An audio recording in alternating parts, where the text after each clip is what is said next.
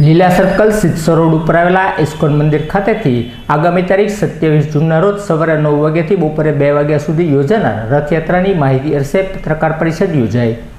લીલા circle Siddhsar road ઉપર આવેલા ઇસ્કોન મંદિર દ્વારા આગામી તારીખ 27ના રોજ રથયાત્રાનું આયોજન કરવામાં આવ્યું છે, જેની માહિતી અર્થે પત્રકાર પરિષદ યોજાઈ હતી।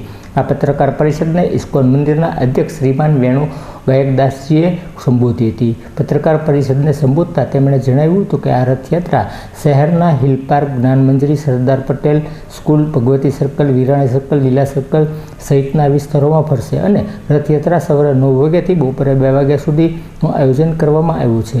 આ રથયાત્રા 6 ફૂટ ઊંચા પૈડા અને 25 ફૂટ લાંબા અને હાઇડ્રોલિક દ્વારા 32 ફૂટ ઊંચો થતા રથ ઉપર ભગવાનને બિરાજમાન કરવામાં આવશે, જેના દર્શનનો લાભો લેવા માટે ભાવિકોને આમંત્રણ પાઠવવામાં આવ્યું હતું। श्री जगन्नाथ स्वामी की जय।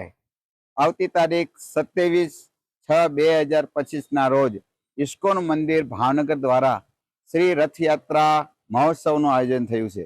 ભગવાન શ્રી જગન્નાથ મહારાજ, ભગવાન શ્રી જગન્નાથ રથ ઉપર આરૂઢ થઈને ભાવનગરના લોકોને દર્શન દેવાના છે। તો ત્યારે એ સંધાનમાં બધી વ્યવસ્થા થઈ છે। ખાસ કરીને ઘણા ભક્તો આવ્યા છે, લંડનથી આવ્યા છે, કલકત્તા, માયાપુર, મુંબઈ, સુરત, અમદાવાદથી અનેક ભક્તો આવ્યા છે, જે ભગવાન જગન્નાથની રથયાત્રામાં જોડાશે।